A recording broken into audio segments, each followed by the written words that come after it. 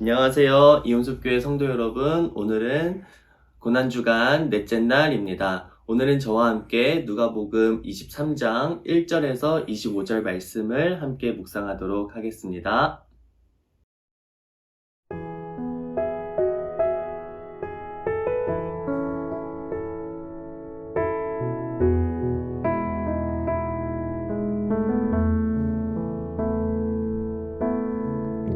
십자가 그 사랑 멀리 떠나서 무너진 나의 삶 속에 잊혀진 주 은혜 돌 같은 내 마음 어루만지사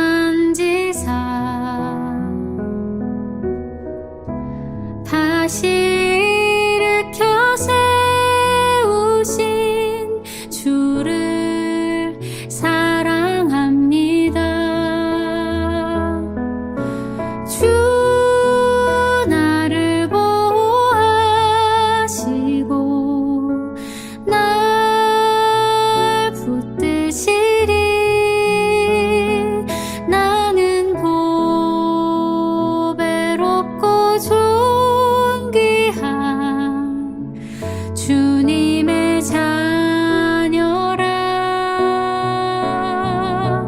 주 나를 보호하시고 날 붙드시리. 나는 보배롭고 존귀한 주의 자녀라.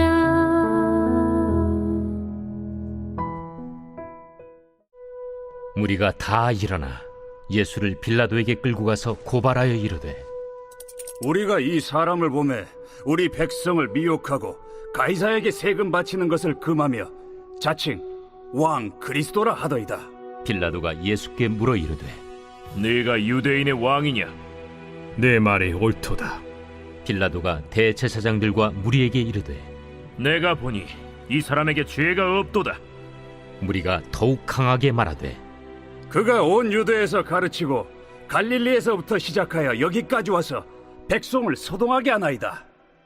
빌라도가 듣고 그가 갈릴리 사람이냐 물어 헤롯의 관할에 속한 줄을 알고 헤롯에게 보내니 그때의 헤롯이 예루살렘에 있더라.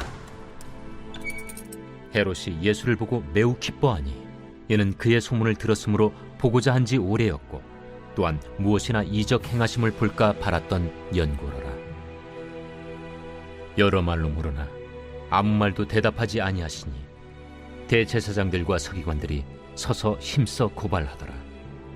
헤롯이 그 군인들과 함께 예수를 업신여기며 희롱하고 빛난 옷을 입혀 빌라도에게 도로 보내니 헤롯과 빌라도가 전에는 원수였으나 당일에 서로 친구가 되니라.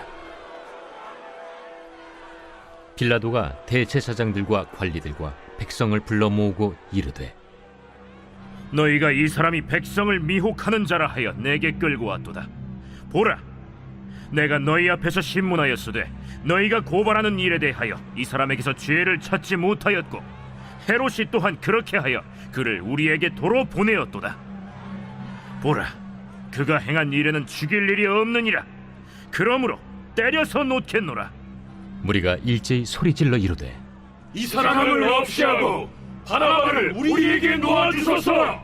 이 바라바는 성중에서 일어난 밀란과 살인으로 말미암아 옥에 갇힌 자로라. 빌라도는 예수를 놓고자 하여 다시 그들에게 말하되 그들은 소리질러 이르되, 그를 십자가에 못 박게 하소서. 십자가에 못 박게 하소서. 빌라도가 세 번째 말하되, 이 사람이 무슨 악한 일을 하였느냐? 나는 그에게서 죽일 죄를 찾지 못하였나니 때려서 놓으리라. 하니 그들이 큰 소리로 재촉하여 십자가에 못 박기를 구하니 그들의 소리가 이긴지라. 이에 빌라도가 그들이 구하는 대로 하기를 언도하고 그들이 요구하는 자 곧 밀란과 살인으로 말미암아 옥에 갇힌 자를 놓아주고 예수는 넘겨주어 그들의 뜻대로 하게 하니라.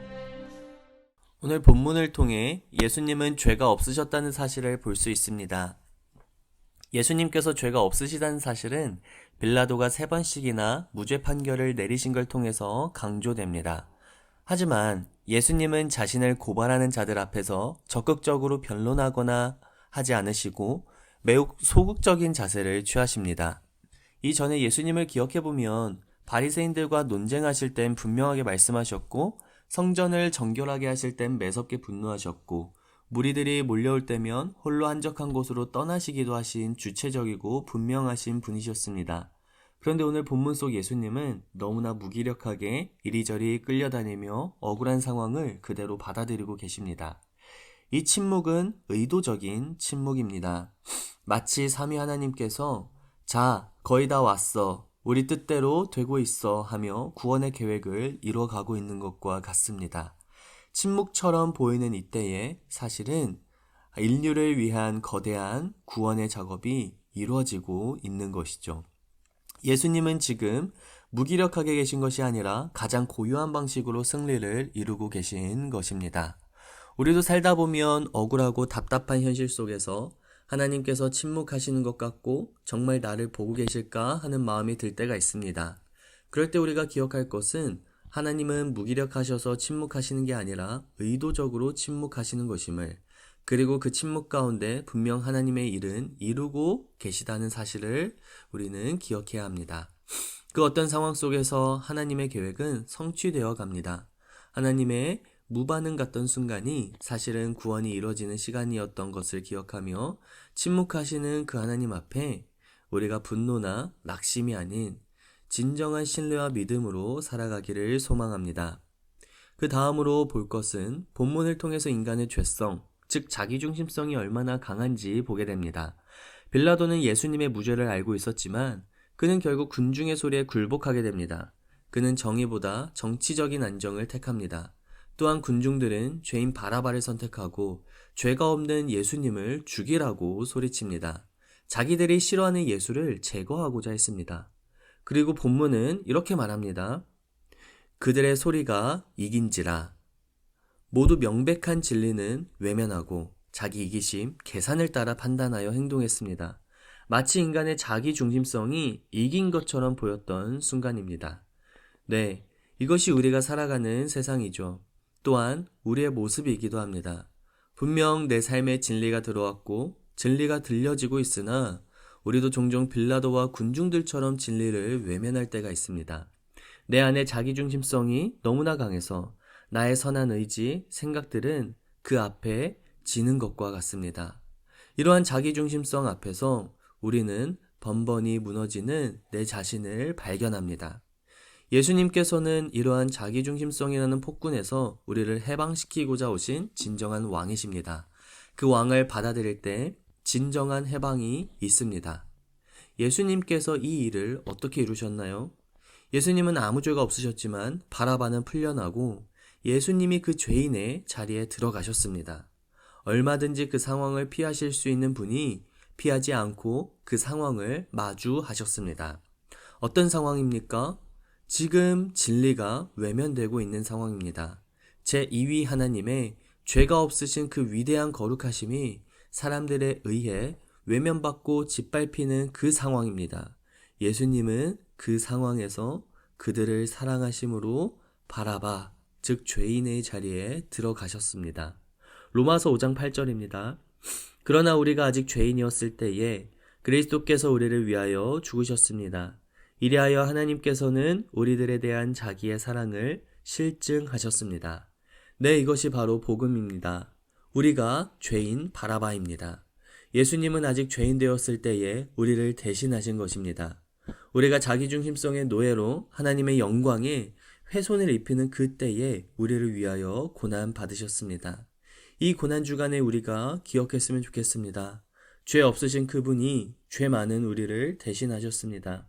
우리도 빌라도처럼 군중처럼 눈앞의 안정과 감정에 따라 진리를 외면하지만 예수님은 그런 우리를 사랑하시며 죄에서 우리를 해방시키기 위해 기꺼이 고난의 자리를 감당하셨습니다.